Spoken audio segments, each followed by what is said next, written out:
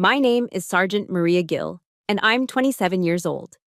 In the Army, they teach you how to face the enemy. But no one teaches you what to do when your greatest enemy is the woman who gave birth to you. I was standing under the relentless Detroit rain at my own father's funeral, posture perfect, a soldier at attention. I was surrounded by hollow condolences, but the most important place beside me was empty. My mother, Tilda, didn't show up. Instead, she'd sent a cold text. Stuck on a business trip in Miami with a partner. You handle the burial. Later, I saw her on social media, hand in hand with that partner, raising champagne glasses on a beach. The caption, New Horizons Ahead, felt like a bullet straight through my already bleeding heart. She was celebrating on my father's grave, thinking she had won. But she didn't know that in the darkness of Detroit, the dead can send text messages. Let me know where you're watching from in the comments. Hit that like button and subscribe if you believe the highest duty is sometimes the war fought against your own blood. The service was held at Woodlawn Cemetery, a historic landmark where the titans of Detroit's auto industry were laid to rest. The air was thick with the smell of wet earth and history, the gray drizzling sky weeping over ornate mausoleums and weathered headstones. I stood ramrod straight, my Army service uniform, sharp and immaculate, refusing the offer of an umbrella. I let the cold November rain soak the shoulders of my dress blues, letting the chill seep into my bones. It felt appropriate. It was a physical manifestation of the cold that had settled deep inside me. My posture was a stark, painful contrast, the unwavering discipline of a soldier against the complete chaos of my family. The chaplain's words drifted past me, a low hum blending with the sniffles of a few distant cousins and my father's old business associates. But I wasn't listening. All my senses were focused on the gaping void to my left, the space where my mother, Tilda Gaff, was supposed to be standing. Her absence wasn't just an oversight, it wasn't carelessness. To me, a soldier, it was an act of desertion. It was a conscious abandonment of her post, a public and profound dishonor to the man who had been her husband for 30 years. She had deserted the family ranks in its darkest hour, and in doing so, had declared war on his memory. I kept my chin up, my gaze fixed on the mahogany casket, my jaw so tight it ached. This was my duty now. I would see him off with the honor his own wife denied him. After the last handful of dirt was thrown, after the final, awkward pat on my shoulder, I drove back to the house in Grosse Pointe. The sprawling brick colonial, usually filled with the sound of my father's booming laugh or the classical music he loved, was suffocatingly silent. It felt like a tomb. Everything preserved exactly as he had left it, yet devoid of life. I walked through the familiar rooms, my boots echoing on the polished hardwood floors. The air still held the faint scent of his pipe tobacco and Old Spice aftershave, ghosts of a life abruptly ended. I sat on the edge of the leather sofa in the living room, the one he always sat on to watch the Lions lose on Sundays. The silence was a crushing weight. I pulled out my phone, my thumb hovering over the Instagram app. It was a masochistic impulse, but I needed confirmation. I needed the intelligence report. And there it was, an irrefutable asset delivered straight from the enemy's own hand. The picture screamed from my screen, a garish splash of color against the grayness of my world. Tilda, radiant in a crisp white sundress, was laughing, her head thrown back in carefree joy. Beside her stood Yale Maff, his arm possessively around her waist, a smug grin plastered on his face. They were on a sun-drenched beach in Miami, crystal-clear turquoise water behind them. In their hands were flutes of sparkling champagne, bubbles catching the light. The caption beneath it read, New Horizons Ahead. The pain didn't come as a flood of tears. I was trained to control my emotional response in the field, to compartmentalize. The grief was still there, a hard, dense mass in my chest. But this was different. This was rage. It wasn't a hot, explosive anger, but a cold, sharp fury that settled deep in my gut. I began to analyze the photo like I would a satellite image of a target location. Tilda's smile wasn't one of happiness, it was one of triumph. Yale's wasn't affection, it was ownership. This wasn't a business trip, it was a victory celebration. And they were toasting on my father's grave. My body was trembling, a slight, almost imperceptible tremor running through me. I needed a distraction, something to ground me. The house was cold, so I walked into my father's study, hoping to feel some lingering warmth of his presence. Instead, the cold intensified. My eyes were immediately drawn to the wall above his oak desk. The spot where their wedding portrait had hung for as long as I could remember was now a stark, empty space, marked only by a single, naked nail. My blood ran cold. I scanned the room, my heart pounding a heavy, tactical rhythm against my ribs. My gaze fell on the wastebasket tucked under the desk. There it was. The ornate silver frame lay among discarded envelopes and old newspapers. The glass was shattered into a spiderweb of cracks. And the photograph itself? It had been ripped clean in half, separating my father's smiling face from my mother's. Tilda hadn't even waited for the dirt to settle on his coffin to begin erasing him from her life. This was worse than her absence, worse than the celebratory photo. This was an act of annihilation, a calculated effort to wipe his very existence from history. The rage inside me solidified. The carefully constructed discipline I relied on began to crack.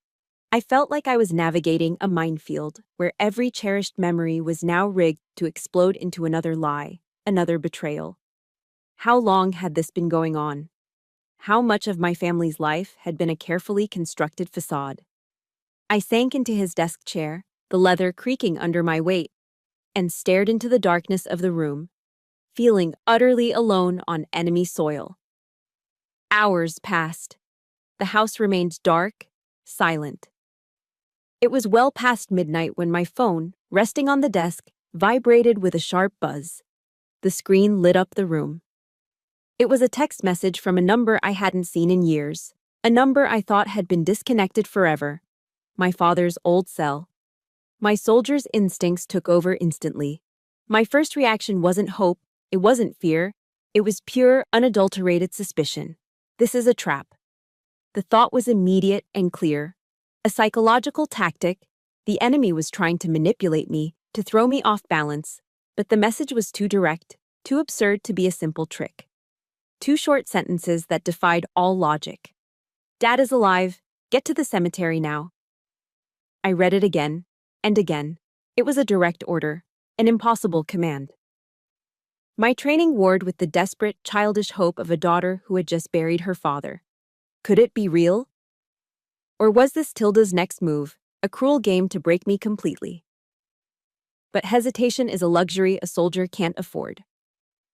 Doubt gets you killed. I stood up, the chair scraping against the floor. There was no more time for grief or anger. I was no longer a mourning daughter. I was a soldier who had just received a command. I moved with purpose through the dark house. I went to my go bag, retrieved my Sig Sauer P320, and did a quick, practice safety check. The cool, heavy weight of the steel in my hand was strangely comforting. I grabbed the keys to my Ford F-150 from the hook by the door and slipped out into the cold, damp Detroit night. This was no longer a visit home. This was a reconnaissance mission. And I was going to get answers. I killed my headlights a quarter-mile out from Woodlawn's main gate, coasting the final stretch in near silence. I parked my F-150 behind a dense thicket of overgrown shrubs on a side street. The night was moonless, the drizzle having thickened into a damp fog that swallowed sound and light. Perfect cover. I moved on foot, my senses on high alert, every rustle of leaves catalogued and assessed. I navigated the rows of graves like a ghost, my combat boots silent on the wet grass. My hand rested on the grip of my Sig Sauer under my jacket. My mind raced with tactical assessments, ambush points, sight lines, escape routes. I found the designated meeting spot, a massive, ornate mausoleum. I took up a defensive position behind a thick stone angel, its wings providing cover, and I waited. Minutes stretched. Then a shadow detached itself from the deeper darkness. It was a familiar silhouette, but I held my ground. The figure was taller than me, slightly stooped, moving with hesitation. As he stepped into a patch of faint, ambient light, I saw his face. It was my father, Upton Gaff. Thinner, grayer, But him. Still, I didn't move. I kept my distance, needing to verify. "What's the password?" I asked, my voice a low, steady whisper. It was an old joke between us, from a simpler time. The figure flinched, then sagged with relief. His voice, when it came, was hoarse and trembling. "Maria. Honey, you still owe me dinner at Slow's BBQ." That was it. The dam of my military discipline broke. In that instant, I was just a daughter. I closed the distance and threw my arms around him. He felt fragile, all sharp angles and trembling shoulders. He buried his face in my hair, a suppressed sob shuddering through his body. That hug was everything. A reunion, a confirmation of life, and an unspoken declaration that our war had just begun. He pulled away, wiping his eyes. "We have to go. My car's hidden a few blocks over. It's not safe here." His car was a beat-up, 20-year-old Buick sedan. Anonymous. Perfect. The moment the doors were locked and we were moving, he started his emergency intel briefing. "It's been going on for months, Maria," he began, his knuckles white on the steering wheel. "Tilda and Yale, they've been orchestrating a campaign to break me." He told me about the constant pressure, the subtle gaslighting, the lost documents, and the mounting financial strain. Then it escalated. Forged emails, fake contracts with Yale's shell corporations, all designed to bleed his interior design company dry and make him seem incompetent. The cold fury I'd felt earlier began to burn. I listened in silence as he detailed their final, brutal act. The stress, it finally got to me. I had a minor heart attack 2 weeks ago, landed me in the hospital. He took a shaky breath. Tilda showed up at my bedside. I thought she was worried. He laughed, a bitter, broken sound. She wasn't carrying flowers. She was carrying a stack of legal documents an inch thick. Powers of attorney, transfer of ownership deeds.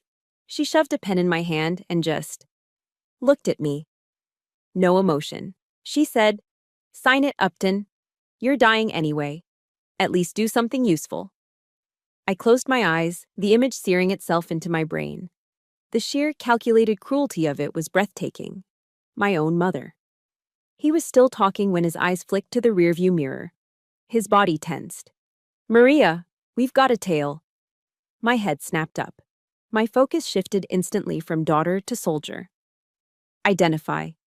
Black SUV, 7 o'clock, been with us for 3 blocks. I glanced back. A newer model Lincoln Navigator, dark windows.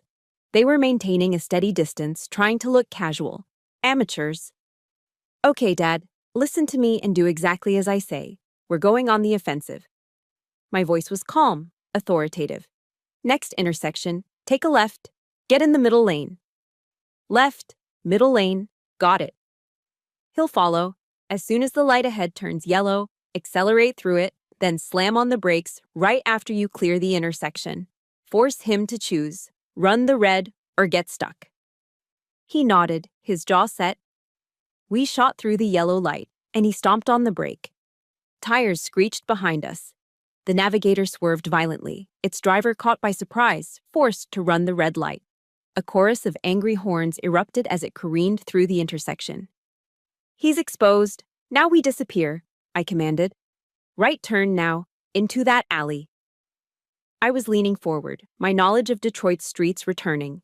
We were in Hamtramck, a dense neighborhood perfect for evasion. Second left, another right. Follow this street until it dead ends, then cut through that gas station parking lot. He followed every command, his nervous driving transforming into focused action. I had turned my father into a getaway driver. We wove through the dark, narrow streets, making a series of unpredictable turns. I checked our 6. The black SUV was gone. We were clear. The immediate danger had passed, but the encounter confirmed it. This was real. My dad pulled over to the curb, his chest heaving. "My God, Maria, how did you know how to do all that?" A small, weary smile touched my lips. "Remember Dwayne, the Rock Johnson, Dad?" He looked at me, confused. "The movie star?" "Yeah, he once said, 'Success isn't always about greatness, it's about consistency. Consistent hard work, leads to success. That's all this was. I'm not some super spy. I just consistently analyzed the situation, broke it down into steps, and executed. They panicked. We didn't. We plan. We execute. We win. He stared at me for a long moment, a new respect in his eyes. Then he nodded slowly. Okay, Sergeant Gill. What's our next move? The question hung in the air. We had won the skirmish, but the war was just beginning. We were exposed, and the enemy knew it. We needed a secure location, a base of operations. We needed a real plan. If you've ever had to be the strong one for a parent, if you've ever had to switch roles and become their protector, please support this story with a like. And in the comments below, just type one word: protector. Let's see how many of us are out there. My father drove with a newfound purpose, navigating the dark, rain-slicked streets of Detroit away from the main thoroughfares. Our destination was a place I hadn't thought about in years: the Packard Automotive Plant. To most Detroiters, it was a ruin, a 3.5 million square foot monument to industrial decay, its thousands of shattered windows staring out like vacant eyes over the city, a place for urban explorers and graffiti artists. But as we approached its looming skeletal frame, I understood. For our purposes, it was the perfect safe house. It was vast, a labyrinth of concrete and steel, completely off the grid and ignored by modern surveillance. My dad pulled the old Buick through a collapsed section of chain-link fence and killed the engine. The sudden silence was absolute, broken only by the dripping of water somewhere deep inside the colossal structure. "Come on," he said, his voice a whisper. I prepared a place. He led me through a maze of debris-strewn corridors and cavernous assembly rooms where forgotten machinery rusted in the darkness. He stopped at a heavy steel door in what looked like an old foreman's office, a door he had clearly reinforced himself with a new deadbolt. He unlocked it, and we stepped inside. The space was small but secure. A few battery-powered lanterns cast a warm, steady glow over a makeshift living area. There were 2 cots, a small propane stove with a kettle on it, and a cooler. The air was thick with the strangely comforting smell of old machine oil, damp concrete, and dust. It wasn't a home, but it was a fortress.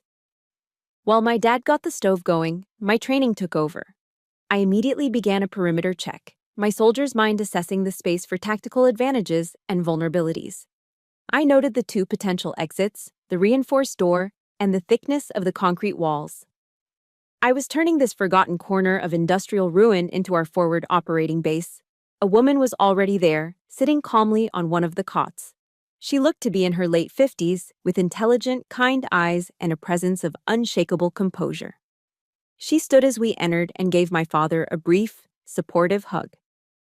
This was Dr. Veda Jaff, a renowned cardiologist and one of my father's oldest and most trusted friends.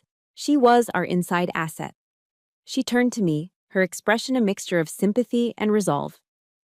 "Maria, it's good to see you, though I wish it weren't under these circumstances." Dr. Jaff began her briefing with the cool precision of a surgeon outlining a procedure. She explained how Tilda's arrogance had been their greatest advantage. "Your mother was supremely overconfident," Veda said, her voice even. "She called the morgue only once, a brief call just to confirm that the body had been transferred. She never came to the hospital to identify him. She never laid eyes on her husband one last time." Tilda's cold negligence had created the opening Veda needed. She had exploited that blind spot with tactical genius. "We used a medical mannequin, weighted to match your father's exact body weight, and wrapped it for transport," she explained. "I altered the digital records, signed the death certificate myself, citing massive cardiac arrest. Then, during the shift change when the corridors were busiest, I wheeled your father out through a staff exit to a waiting car. No one even glanced our way." Her actions were more than just helping a friend in need. This was an act of civil disobedience, a deliberate subversion of the system in the name of justice. I looked at Dr. Jaff, and the respect I felt was immense. It was the same respect a soldier feels for a fellow warrior who has demonstrated extraordinary courage under fire. She was one of us. "Doctor," I said, my voice quiet but firm, "you took an incredible risk. your career, your freedom. Why? Veda's calm expression softened into a sad smile. She looked from me to my father. 30 years ago, my family came to this country from India with nothing but the clothes on our backs and a few dollars in my father's pocket. No one would hire him. He was educated, a master craftsman, but his accent was thick and his skin was brown. She paused, her gaze distant with memory. Your father, Upton, was the only one. He gave my dad a job in his woodworking shop. He didn't just give him a paycheck, Maria. He gave him his dignity. Tilda, on the other hand, she always looked at us with disdain, like we were something she had to tolerate. She never saw us as people. She looked directly at me then, her dark eyes shining with conviction. So, you see, this wasn't a choice for me. This was paying a debt of honor. My father taught me that family isn't who you celebrate with, it's who you fight with. Your father fought for my family's dignity then. I am fighting for his life now. Her words hit me with the force of a physical blow. They resonated in the empty spaces of my heart, affirming that loyalty, goodness, and honor did exist in the world. They just didn't come from the person I was supposed to expect them from. This woman, bound by a debt of honor from a generation ago, was more family to my father than the wife who had shared his bed for 3 decades. Just as that thought settled, a loud vibration cut through the quiet of our makeshift command center. It was my official phone, the one everyone had the number for, buzzing on the small table. I picked it up, a text message from Tilda. My blood ran cold as I read the words, her voice echoing in my head with its sickeningly sweet, manipulative tone. Maria, honey, I know you're grieving. It must be so hard for you.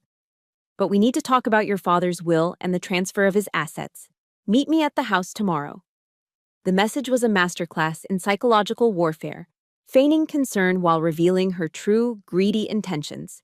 It was also the signal we had been waiting for. The enemy was making her move. My father looked at me, his expression no longer that of a victim, but of a commander. His eyes were clear and resolute. This is it, Maria. This is our opening. He looked at me, not as his daughter, but as his most vital field agent. You have to go. Go to the house. Play the part of the grieving daughter. Observe, listen, gather intelligence. Find out what they know, what they're planning. He put his hand on my shoulder, his grip firm. You are the eyes and ears of this operation now. I looked from his determined face to the cold, calculating words on my phone screen. There was no hesitation. I gave a single, sharp nod. My mission parameters were clear. Reconnaissance was officially a go. The next day, I drove into Grosse Pointe. The perfectly manicured lawns and stately homes felt alien, like a pristine movie set for a life I no longer recognized. Before pulling into the driveway, I took a deep breath, compartmentalized my rage, and put on my mask. I adjusted my features into an expression of controlled grief, a skill perfected in the field. On my phone, tucked in my purse, the audio recorder was already running. I walked up to the front door of the house I once called home. It felt cold, sterile.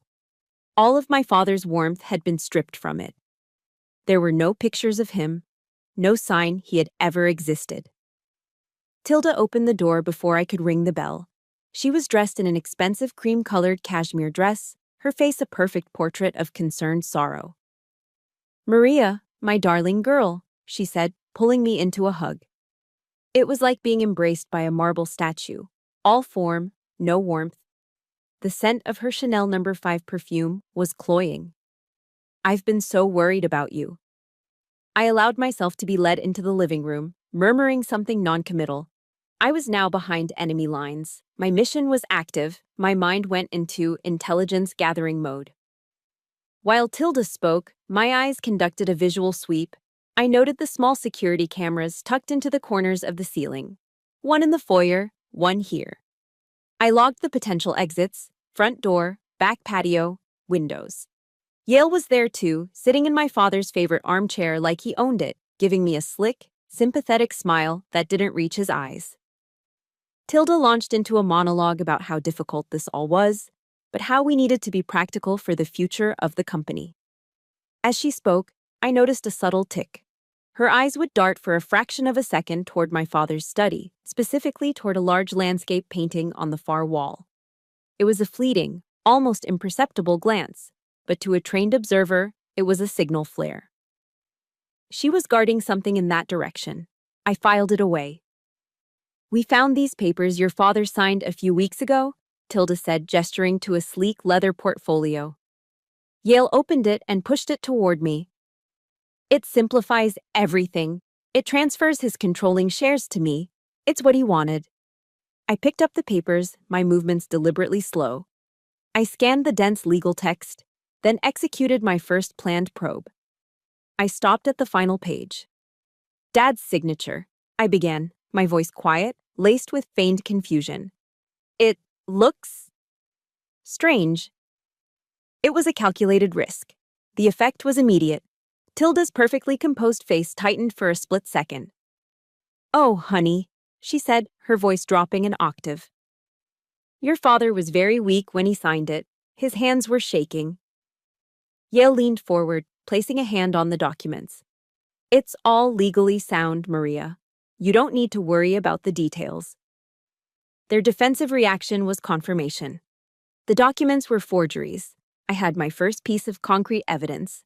I needed to see that study. Could I use the restroom?" I asked, my voice small. "Of course, darling," Tilda said, waving a dismissive hand. I stood and walked toward the hallway, my path taking me directly past the open doors of my father's study.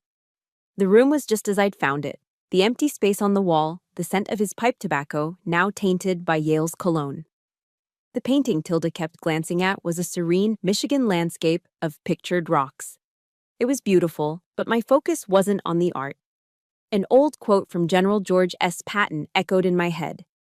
"If everyone is thinking alike, then somebody isn't thinking." Anyone else would look at the painting. I looked at what was behind it.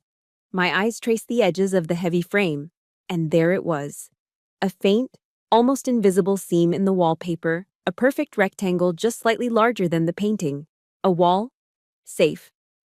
My heart gave a single, hard thump. That was it.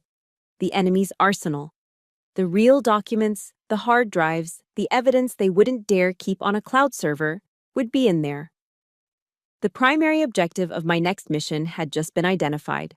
I continued to the restroom, splashed cold water on my face, and composed myself.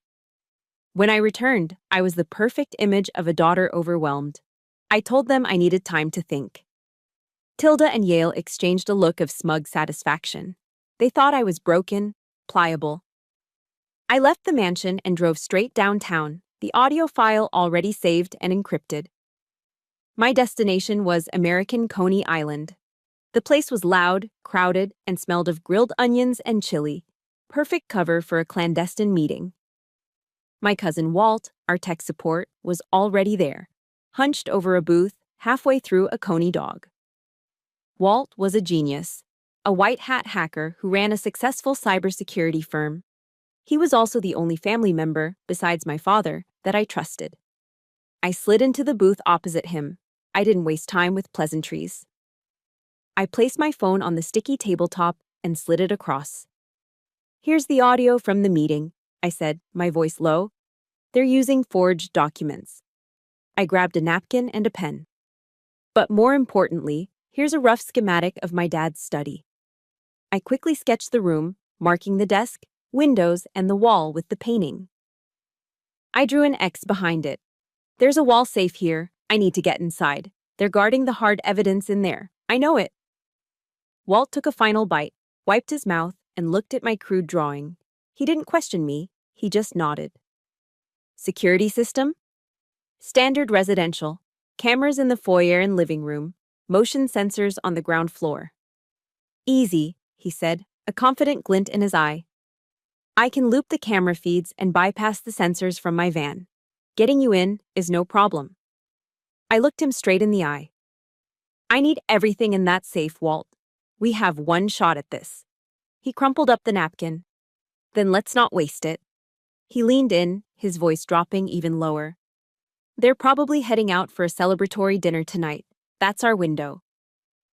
Our operational briefing was short, efficient, conducted over a Detroit classic. The plan was set, the target was identified. I looked at my cousin, our silent pact sealed. Tonight, we were going back in.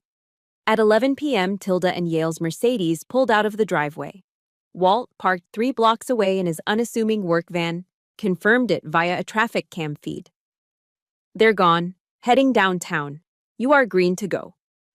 My infiltration began.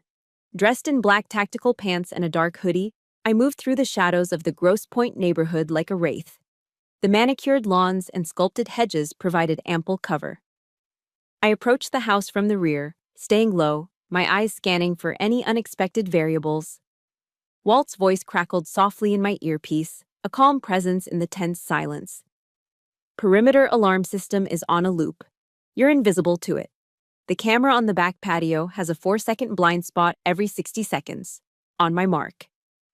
I crouched behind a large oak tree at the edge of the lawn, my heart pounding a steady, controlled rhythm. I watched the camera pan back and forth. 3, 2, 1. Mark. I exploded from my cover, sprinting across the open lawn. 4 seconds. My boots barely seemed to touch the grass. I reached the shadows of the house just as the camera began its sweep back. I was in. The target was a small basement window, partially obscured by a thick azalea bush. It wasn't a skill they teach you at Fort Benning, but I'd learned a thing or two from some old friends in Detroit. I pulled out a slim leather case containing a set of professional lockpicks. The lock on the window was cheap, standard residential grade. It clicked open in under 30 seconds. I slid the window up, slipped through the opening headfirst, and landed in a silent crouch on the cold concrete floor of the basement. The air was stale, filled with the scent of dust and my mother's expensive perfume, which had somehow permeated every corner of the house. It made my stomach churn. I was now inside the wire. I moved up the stairs and through the silent house, my steps light and practiced. I navigated the familiar layout, now an enemy stronghold, and entered my father's study. The room was dark, the only light a faint glow from the city outside. I went straight to the painting of pictured rocks and carefully lifted it off its hook, setting it silently on the floor. The faint outline of the wall safe was exactly where I'd seen it. "Okay, Walt, I'm at the objective," I whispered into the small mic on my collar. "Copy that," he replied. "It's a digital keypad, 6 digits. Start with the obvious: anniversaries, birthdays." I keyed in Tilda's birthday. Error. Yale's birthday. Error. Their wedding anniversary. Error. I felt a spike of frustration. This was wasting time. I closed my eyes, forcing myself to think. Think like Dad. Tilda and Yale were arrogant, self-absorbed. My father, Upton, was sentimental. He remembered the small things, the moments that mattered to him. Tilda wouldn't have set the code. Yale was too flashy for something subtle. But my dad, he would have set it to something meaningful, long ago, and they probably never bothered to change it. An idea sparked in my mind, a long shot. "Walt," I whispered. "What's my birthday? Month, day, year?" He read back the 6 digits. My fingers flew over the keypad, punching in the numbers. There was a soft click, and the heavy steel door of the safe swung open. For a moment, I just stared, a lump forming in my throat. The irony was suffocating. In all their meticulous, cruel planning, in their utter self-obsession, they had overlooked the one thing my father cherished. They had forgotten about me. And that arrogance was about to be their undoing. I shook it off. No time for emotion. Inside the safe was a treasure trove, stacks of documents, financial statements, and a single, black flash drive. That was the prize. I grabbed everything, but the flash drive was my priority. I pulled a small portable data cloner from my pocket and plugged the drive in. A small screen lit up, and a progress bar appeared. Data transfer initiated. As the percentage slowly climbed, my eyes scanned the room one last time. And then I saw it. On the security system's main keypad, mounted on the wall near the door, a tiny single LED light was blinking red. A slow, steady pulse. It wasn't the main alarm. It was something else. Walt's voice suddenly screamed in my ear, sharp with panic. "Maria! Silent alarm. They must have a secondary trigger on the safe. Private security is en route. ETA 3 minutes. Abort. Get out now. My blood went ice cold. I looked at the cloner in my hand. The progress bar was at 90%. 3 minutes. That was a lifetime, or no time at all. My mind presented the options with brutal clarity. Abort the mission now, escape with 90% of the intel, and live to fight another day. Or stay for 10 more seconds, 10 agonizingly long seconds, to get everything, risking capture and the failure of the entire operation. Every instinct, every ounce of my training screamed at me to pull the plug and run. But the image of my father's face, the sound of Tilda's triumphant laughter, flashed in my mind. 90% wasn't enough. We needed it all. I gripped the device tighter, my knuckles white. Negative, Walt, I ordered, my voice a low, steady command that defied the thunder of my own heart. Hold your position. I'm getting it all. The final seconds crawled by like hours. 95%. The distant wail of a siren started, growing closer. 98%. My muscles were coiled, ready to spring. 99%. 100%. Data transfer complete, Walt yelled. I didn't wait. I ripped the drives apart, shoved everything into my pack, and slammed the safe door shut. I hung the painting back on the wall, making it look untouched. I was a blur of motion, retracing my steps out of the study, down to the basement, and through the window. I sprinted back across the lawn just as the bright headlights of a private security vehicle swung onto the street, sweeping across the front of the house. I dove into Walt's van, and he hit the gas before my door was even fully closed. We sped away into the night, melting back into the anonymity of the city. We had made it by seconds. We were on the I-94 freeway, putting miles between us and Grosse Pointe, when my phone rang.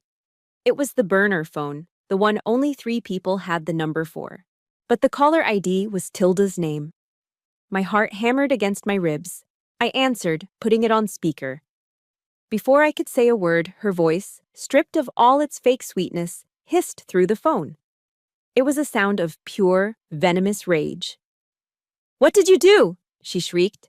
"What did you take from my house? I'm going to kill you, you little bitch. I swear to God, I will kill you." The line went dead. Walt and I looked at each other in the dim light of the van. The threat was terrifying. But the raw panic in her voice, that was the sweetest confirmation of victory I could have ever imagined. Operation Nightshade was a success. We had breached the enemy's fortress and stolen their ammunition, and now they knew it. The aftermath of the break-in was a relentless psychological assault. Tilda didn't call the police. She knew that would expose her own crimes. Instead, she chose a more personal form of terror. My phone became a weapon used against me. A constant barrage of calls from blocked numbers and a flood of text messages, each one more venomous than the last. They were filled with threats, accusations, and twisted pleas. For 2 days, I ignored them, focusing on the data Walt was decrypting. But the endless buzzing was like a drill boring into my skull. I realized she wouldn't stop. She was trying to wear me down, to break me psychologically. I decided I wouldn't give her that satisfaction. It was time to face her, but on my terms. I sent her a simple text. "Meet me, 1 hour." I chose a neutral location, a busy, sterile coffee shop in Midtown Detroit. A place with bright lights, lots of windows, and plenty of witnesses. A place where her brand of violence, the kind that thrived in shadows and whispers, would be out of place. She arrived exactly on time, a storm cloud in a designer coat. The mask of the grieving widow was gone, replaced by a face contorted with raw, undisguised fury. She didn't even bother with a greeting. She slid into the chair opposite me, her knuckles white as she gripped her purse. "What did you take?" she hissed, her voice a low, dangerous growl. The question was a demand, an accusation. "Give it back, Maria. You have no idea what you're doing. You're destroying everything. You're destroying your brother's future. You're destroying my future." I just looked at her, my face a blank canvas. I didn't say a word. I let her poison fill the air between us. She didn't ask how I was coping. She didn't mention the father she had pretended to mourn. Her entire world had been reduced to a single, frantic concern. Her money, her plan. My silence seemed to infuriate her more than any argument could. Her face flushed a dark, ugly red. "Say something, damn it," she snapped, leaning across the small table. When I still didn't respond, something inside her broke. The last vestiges of a mother, if there ever were any, evaporated, leaving behind something purely monstrous. "You know what?" she said, her voice dripping with a lifetime of resentment. "From the day you were born, I knew you were a mistake. Always so quiet, so serious, so goddamn difficult. Nothing like anyone else in this family." Her words were surgical strikes, aimed at the oldest, deepest wounds she herself had inflicted. "Your father always took your side. His weird little girl who liked playing with toy soldiers more than dolls. This family would have been so much happier without you. All the trouble, all the goddamn stress. It started with you."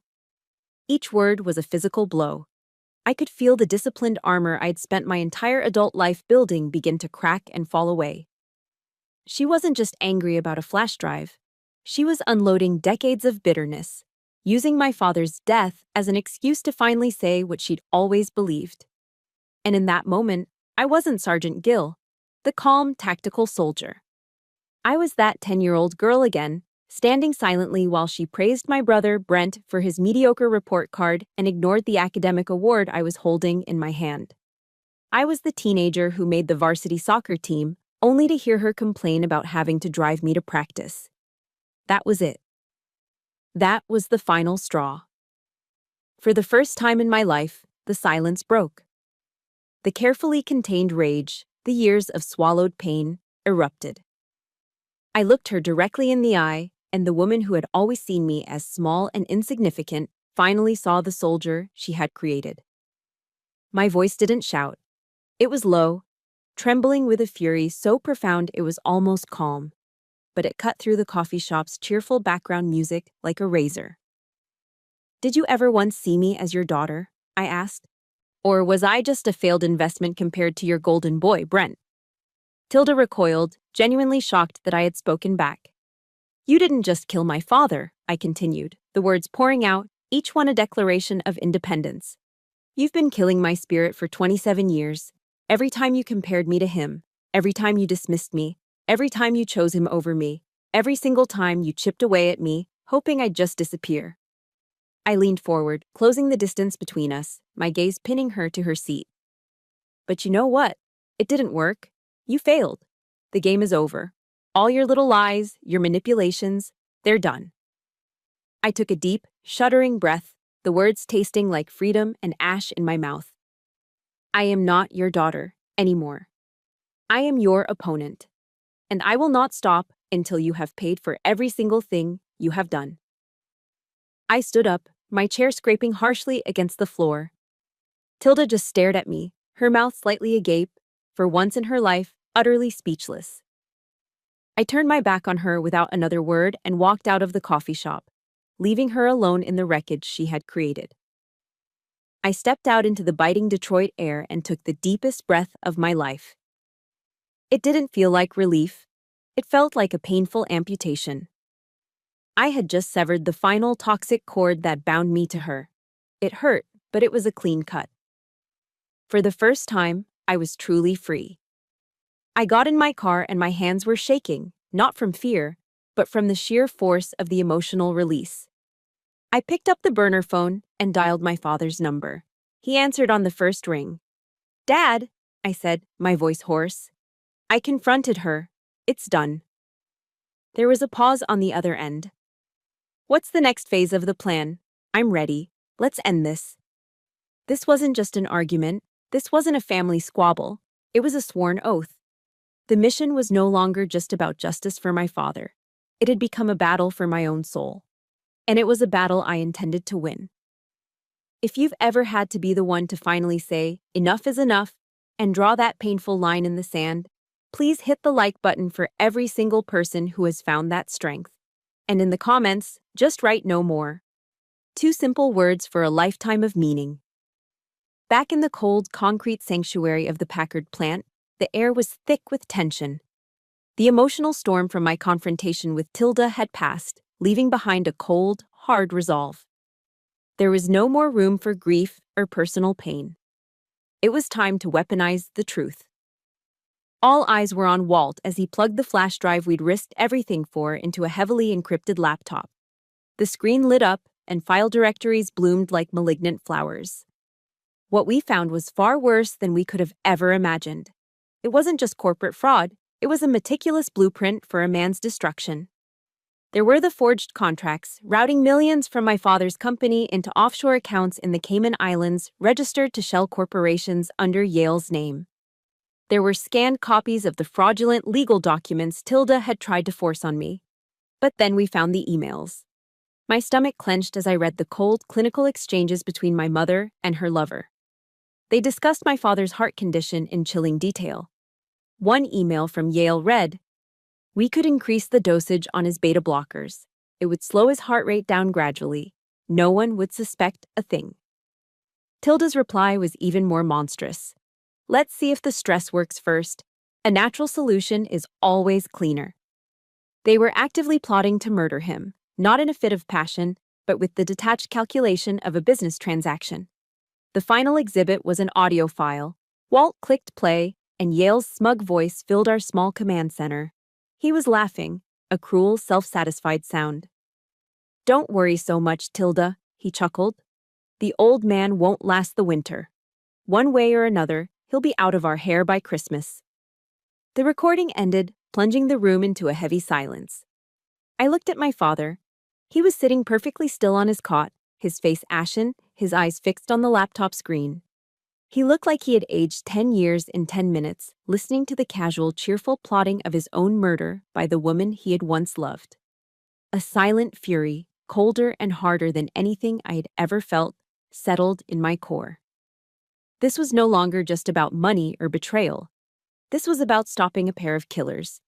We all knew we couldn't just walk into a Detroit police precinct with this. Tilda and Yale were well connected. They had money, influence, and expensive lawyers.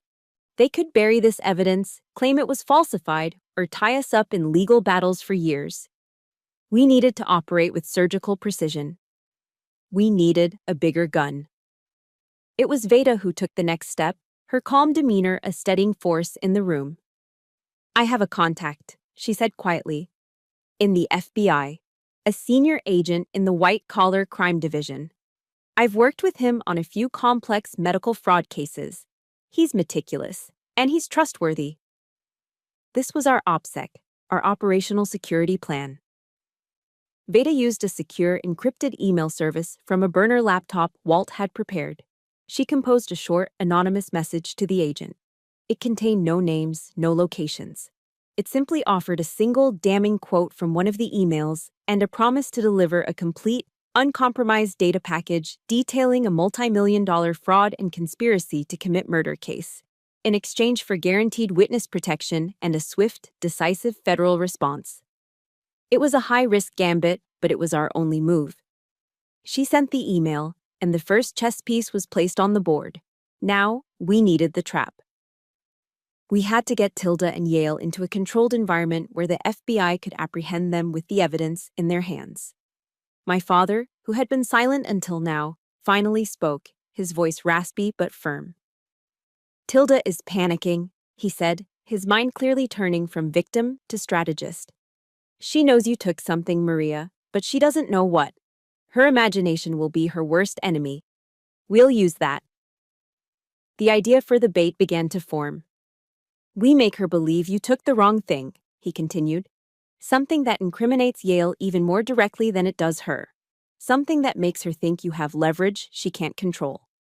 He described an old, leather-bound ledger he used to keep in the early days of his business. A book that didn't actually exist, but sounded plausible. "We'll tell her you found my old black book. A record of off-the-books cash deals from years ago. Deals that could implicate Yale in tax evasion long before he even met Tilda."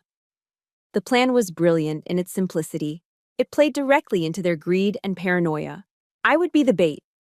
I would call Tilda not as the defiant opponent from the coffee shop, but as the terrified daughter, in over her head and looking for a way out. The final piece was choosing the battlefield. It had to be a location that was isolated, easily controlled, and where a federal tactical team could set up undetected. The answer was right here, all around us, the Packard plant. It was perfect. With the plan in place, it was time for my performance. I took a deep breath, pictured myself as that scared, overwhelmed daughter they wanted me to be, and dialed Tilda's number. She answered on the first ring, her voice a tense whisper. "What do you want?" I forced a tremor into my own voice. I made a mistake," I stammered, letting a sob catch in my throat. "I took something from the safe, an old black book of Dad's. It's got names and numbers in it. I think it's about old cash jobs. I don't want any part of this. I don't want to go to the police." There was a sharp intake of breath on her end. I could hear her mind racing, processing the new information, the new threat. "I just want out," I pleaded. "I just want to be left alone. Meet me. Bring money. You can have the book, and you'll never see me again."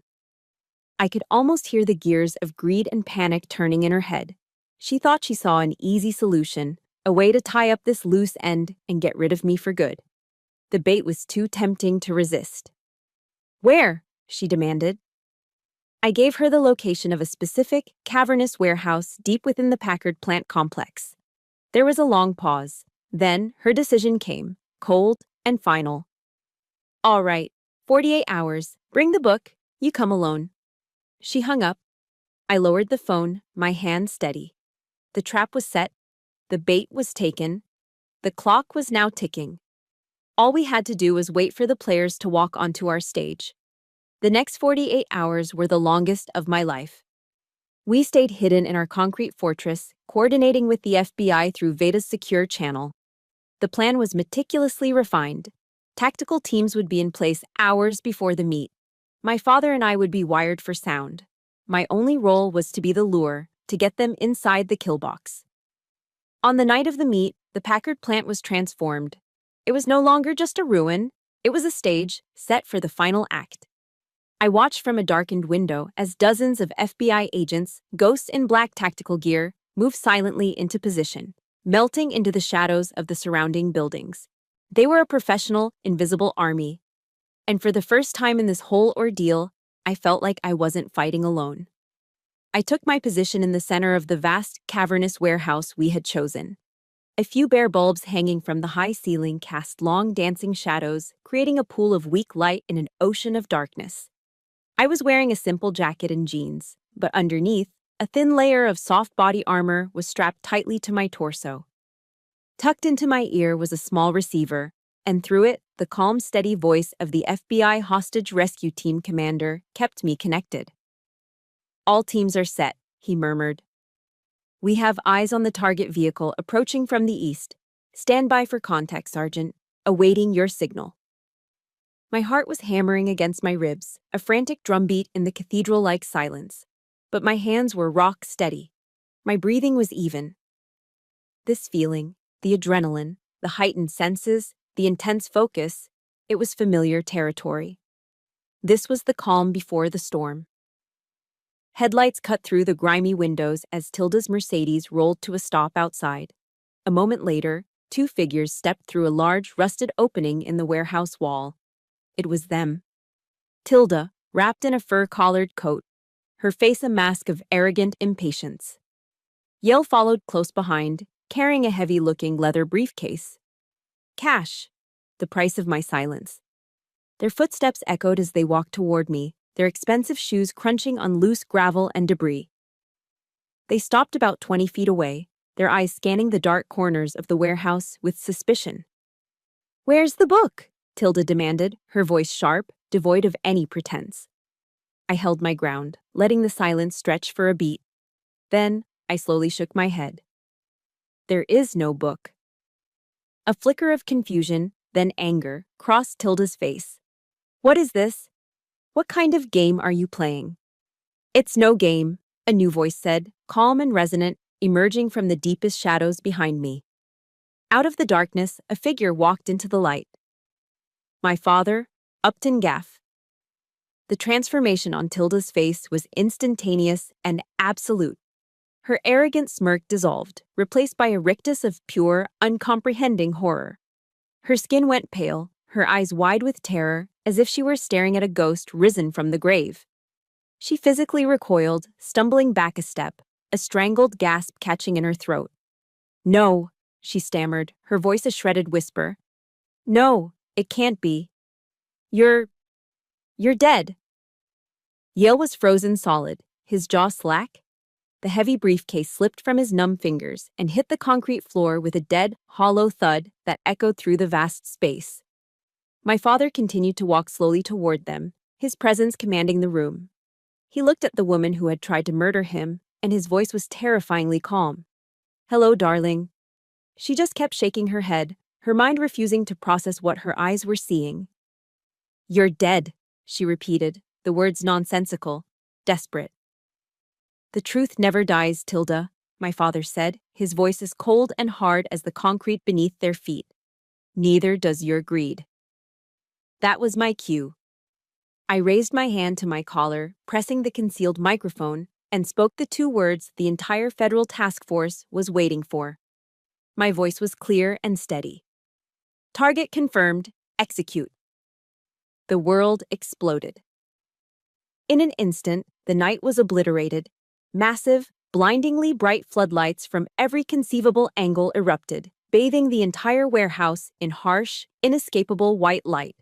The shadows vanished. There was nowhere to hide. Simultaneously, a deafening cacophony of sirens and alarms blared to life, the sound waves physically shaking the building. The massive rolling doors at either end of the warehouse were blasted open. Teams of FBI agents in full tactical gear swarmed in from all directions, a black tide of disciplined force. Red laser dots danced across Tilda's and Yale's chests, the air filled with the deafening, overlapping shouts of command. "FBI, hands in the air, get down on the ground, now!" Tilda and Yale were completely paralyzed, caught in the blinding lights like terrified animals. All the fight drained out of them, replaced by the limp, pathetic shock of the truly defeated. They offered no resistance. Yale dropped to his knees immediately, putting his hands on his head.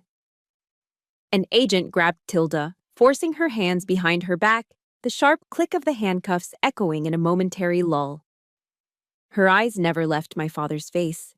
She was still babbling, the words tumbling out in a stream of insane denial. "You're dead. I was at your funeral. You're dead." Her desperate chant was answered by my father's final, powerful words. He stood over her, not with hatred, but with a profound, weary finality. "No, Tilda," he said, his voice ringing with the clear, undeniable truth. "I was just waiting for you to join me in facing justice." I stood off to the side, watching as they were led away, two pathetic, broken figures stripped of all their power and deceit. I didn't feel joy. I didn't feel triumphant. I just felt a deep, profound sense of release. The weight that had been pressing down on me for weeks, for years, was finally gone. The mission was over. It was a complete victory. The night of the arrest was a blur of flashing lights and official procedures. The adrenaline that had sustained me for days finally drained away, leaving behind a profound, bone-deep exhaustion. My father and I spent the next 8 hours in the sterile, impersonal environment of the FBI's Detroit field office. The chaos of our personal war was over, replaced by the cold, methodical process of the federal justice system. We were no longer a father and daughter fighting for survival. We were now the government's key witnesses in United States versus Tilda Gaff and Yale Maff. We recounted the events one by one to a team of agents and an assistant U.S. attorney. Our painful family saga was transcribed, documented, and filed away as evidence. To handle our side of things, my father called in an old friend, Zan Loff, a sharp, no-nonsense lawyer who had been a federal prosecutor for 20 years before starting his own practice. Zan methodically organized our evidence, the audio recordings, the financial records from the flash drive, our sworn testimonies, transforming our story of betrayal into an airtight legal case for conspiracy to commit murder, wire fraud, and money laundering. Handing over that flash drive felt like transferring a massive, unbearable weight from my shoulders to the broad, capable shoulders of the U.S. government. For the first time, I felt a flicker of relief. The burden of seeking justice was no longer mine alone to carry. The months leading up to the trial were a slow, grinding process of legal motions and depositions. Tilda and Yale, with their high-priced defense attorneys, tried every trick in the book. Their official narrative was that Upton Gaff was a paranoid, vindictive man, distraught over his wife leaving him, and that I was his unstable, easily manipulated daughter, using my military background to concoct a wild conspiracy. They tried to paint us as the aggressors, the villains in our own story. But their narrative crumbled in the face of cold, hard facts. The data on the flash drive was undeniable. The trial itself took place at the Theodore Levin U.S. Courthouse in downtown Detroit. The courtroom was a grand, imposing space with dark wood paneling and high ceilings, a stage for the final battle. When my father took the stand, he wasn't the broken man I'd found in the cemetery. He was composed, his voice steady. He presented the facts clearly and concisely, not as a betrayed husband, but as a witness to a crime. He laid out the timeline of their financial and psychological abuse, his testimony unshakable under cross-examination. When Dr. Veda Jaff testified, she was the embodiment of professional integrity. She explained her actions not as a conspiracy, but as an ethical and moral duty to protect a patient whose life was in imminent danger. She calmly dismantled the defense's attempts to paint her as a rogue doctor. Then it was my turn. I walked to the witness stand in my full Army service uniform. The uniform wasn't a costume, it was my armor. It represented everything Tilda hated about me. My discipline, my honor, my refusal to be what she wanted. I answered the prosecutor's questions with short, precise, factual statements. I reported what I saw, what I did, and what I found. I did not offer opinions. I did not speculate. I did not let a single flicker of personal emotion show on my face. I was a soldier, delivering my report. The week before the final verdict, a letter arrived at my father's temporary apartment. It had a prison postmark. It was from Tilda. My first instinct was to burn it unopened, but a part of me needed to know what her final move would be. It wasn't an apology. It wasn't an admission of guilt. It was one last, desperate attempt at manipulation. "Maria," it began, the handwriting surprisingly neat. "You are my only hope. I know you're angry, but you must tell the judge this has all been a terrible misunderstanding, a family tragedy. I made mistakes, I know that. But everything I did was to secure a future for Brent. He needs me. Please, don't let them take me away from your brother." Brent, my older brother, the golden child, who had been living off our parents' money in California for years and hadn't even bothered to call after his father's death. Even now, facing life in prison, her only thought was for him. I was not her daughter. I was just an obstacle to her favored son's inheritance.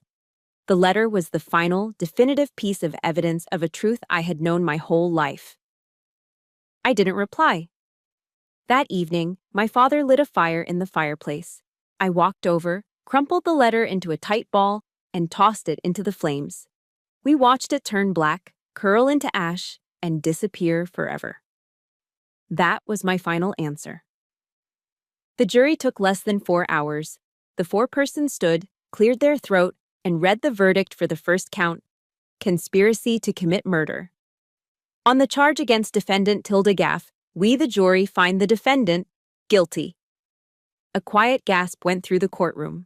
They read on through every single charge for both Tilda and Yale. Guilty, guilty, guilty. The judge was unsparing. Citing the calculated, cruel, and predatory nature of their crimes, he sentenced them both to 25 years in a federal penitentiary, with no possibility of parole. Justice was done. As my father and I left the courthouse, we were swarmed by a throng of reporters shouting questions. My father, standing tall and straight, leaned into a microphone and said only one thing: "The truth won today." They turned to me, cameras flashing, mics pushed into my face, but I had nothing to say. My report was complete. My testimony was given. I just walked silently through the crowd, my eyes fixed straight ahead. For me, this wasn't a victory to be celebrated with sound bites and headlines. It was just the end. The conclusion of a painful, necessary mission. I had done my duty to my father and to the truth. The final boundary had been drawn. Not by my words, not by my anger, but by the cold, hard steel of prison bars. In the months that followed the trial, the final pieces of my old life were quietly swept away. Gaff Designs, the interior design firm my father had spent his life building, was liquidated to pay off the debts Yale had accrued and the damages awarded in civil suits. The legacy he had fought so hard to protect was gone, another casualty of Tilda's greed. He didn't seem to mind. He sold the big, empty house in Grosse Pointe, taking with him only his personal tools and a few photo albums. With the small amount of money he had left, he bought a modest log cabin deep in Michigan's Upper Peninsula, a place of rugged shorelines, dense forests, and profound quiet. He found a new kind of peace there, spending his days fishing on Lake Superior and rediscovering his love for woodworking, crafting beautiful, simple furniture with his own hands. We spoke on the phone every Sunday. Our calls weren't filled with talk of the past, but of the present, the massive northern pike he'd caught, the progress on the rocking chair he was making. Our relationship, forged in the fires of betrayal and battle, had become stronger and simpler than ever, built now on a foundation of unbreakable truth and mutual respect. We didn't try to rebuild the family we had lost. We accepted what was and found a quiet happiness in what remained. Before my special leave was over, I knew there was one last thing I had to do. I drove back to Woodlawn Cemetery one final time. It was a different day entirely from the one of the funeral. The sky was a brilliant, cloudless blue, and the late autumn sun cast a warm, golden light over the grounds. I found the place, no longer a fresh wound in the earth, but a settled patch of green. A simple, elegant granite headstone now stood in its rightful place. It read, Upton Gaff, Beloved Father. I stood before it, not as a soldier at attention, but just as a daughter. The anger and the need for vengeance had passed, leaving behind a clean, quiet ache of loss. He was truly gone now, and I could finally mourn him properly. I placed a single white carnation, his favorite, at the base of the stone.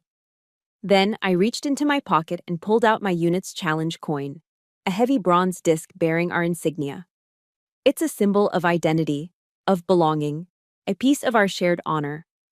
I pressed it firmly into the soft earth atop the grave, leaving a piece of my world with him. Mission complete, Dad, I whispered to the quiet air. You can stand down now. Rest easy. It wasn't a tearful goodbye. It was a final report, a tribute from one soldier to another. I had fought for his honor, and we had won. I stood there for a long time, feeling the warmth of the sun on my face, before turning and walking away without looking back. Returning to my base felt less like a return and more like a homecoming. As I walked into the barracks, the familiar sounds and smells of military life washed over me. The scent of cleaning solvent, the murmur of the televisions in the common room, the shouts of my platoon mates. They greeted me not with pity or invasive questions, but with the casual, unspoken camaraderie of soldiers. A solid clap on the shoulder from my platoon sergeant, a rough headlock from my squad's heavy gunner, followed by a loud, "Look what the cat dragged in." They didn't need to know the details of my war back home. They had their own wars, their own scars. All that mattered was that I was back. That night, sitting in the noisy, chaotic mess hall, surrounded by the easy laughter and crude jokes of my squad, I realized a profound truth. This was my family. Not a family bound by the complicated, messy ties of blood, but one forged in the clean, simple bonds of a shared oath. A family built on absolute trust, on the unspoken promise to have each other's back when facing down the worst the world could throw at us. Here, loyalty wasn't a choice. It was the principle of survival. I hadn't lost my family. I had finally recognized the one that had been waiting for me all along. The final scene of my leave played out on a windswept tarmac. I stood in my full combat uniform, my pack at my feet, waiting to board a C-130 transport plane. The powerful engines whined, the wind from the propellers whipping at my uniform.